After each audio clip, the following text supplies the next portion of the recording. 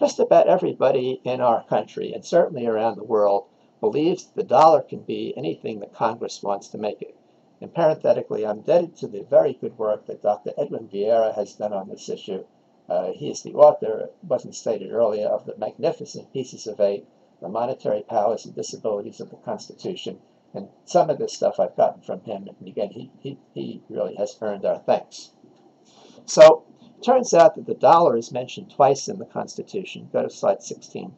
But it is not defined in the Constitution. It's mentioned in connection with the slave tax, which is no more, but much more importantly, it's mentioned in the 7th Amendment, which guarantees you a right to a trial by jury for any dispute $20 or more. Now, if it were true that the Congress could redefine the dollar, that would mean that the Congress could redefine the 7th Amendment, which is ridiculous.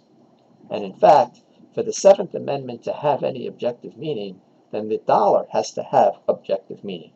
So what is the Constitution talking about when it mentions the dollar? And go to the next slide, please.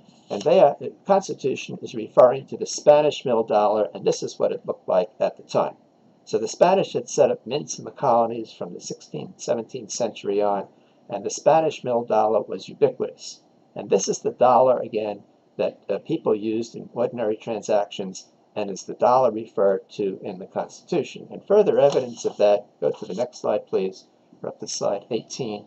This is an example of the money that the Continental Congress issued in order to help finance the revolution. Now notice it says it's a $50 bill, and if you can read the writing, it says the bearer is entitled to receive 50 Spanish mill dollars, or the equivalent sum in gold and silver. That's what they're talking about, the dollar, the Spanish mill dollar. And go to the next slide, please. That's slide number 19. And this is a better example. This is a $30 bill, and it says this bill entitles the bearer to receive 30 Spanish mill dollars, or the value thereof. Now this phrase, the value thereof, is important because it's repeated in Article 1, Section 8 of the Constitution. When they talk about the value of a $30 bill, they're not talking about the purchasing power. They're talking about the specie content, the silver content. And go to the next slide, please. And this is further substantiated by the Coinage Act of 1792, written by Alexander Hamilton. And here, for the very first time, we see the definition of a dollar.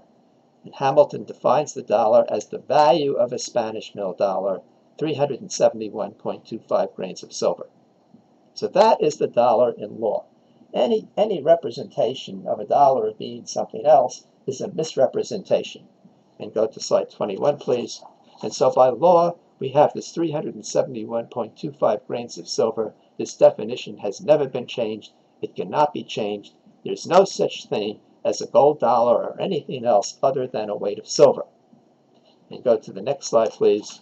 And finally, when they wrote the Constitution, here they give the government the power to coin money or regulate the value thereof. Specifically, they're not giving them the power to print money.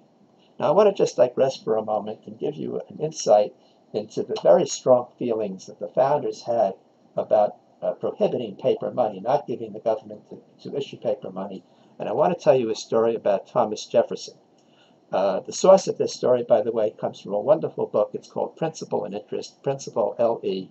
The subtitle should have been the title of the book. It's Thomas Jefferson's View of Debt, and the author is Herbert Sloan. He's the head of the history department at Barnard College at Columbia.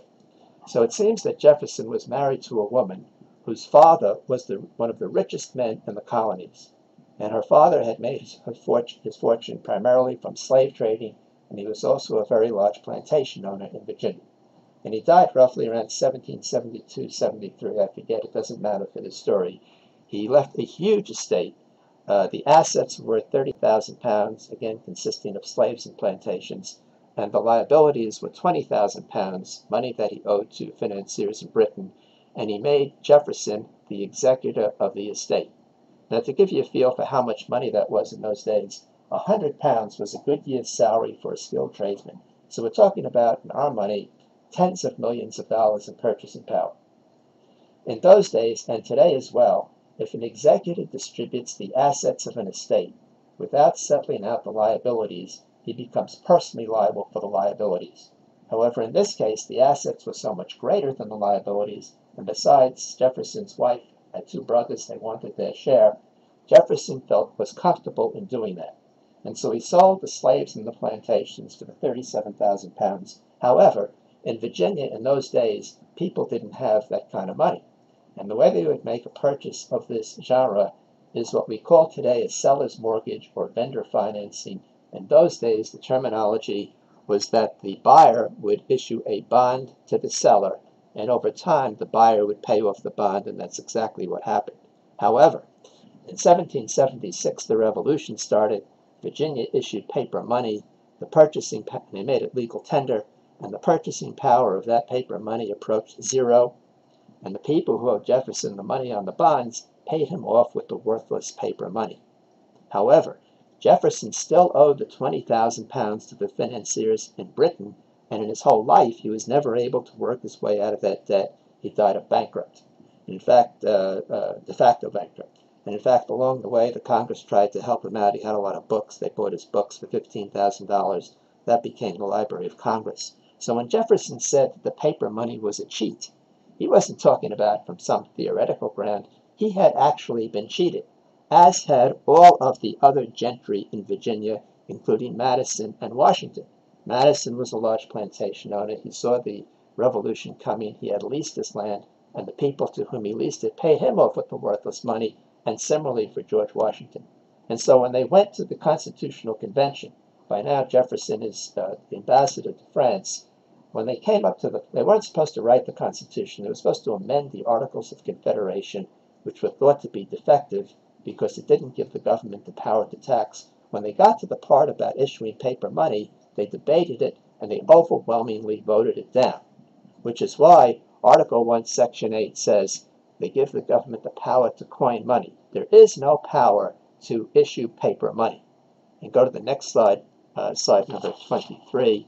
And here in Article 1, Section 10, and this is what your bill today is based on, it says no state shall coin money, emit bills of credit, that's issue paper money, or make anything but gold and silver a tender in payment of debt. So there can be no doubt that the money of our country, as manifested by the Constitution, is gold and silver. You can go to the next slide, please. And this is an example of the money that was used. And go to the next slide, please.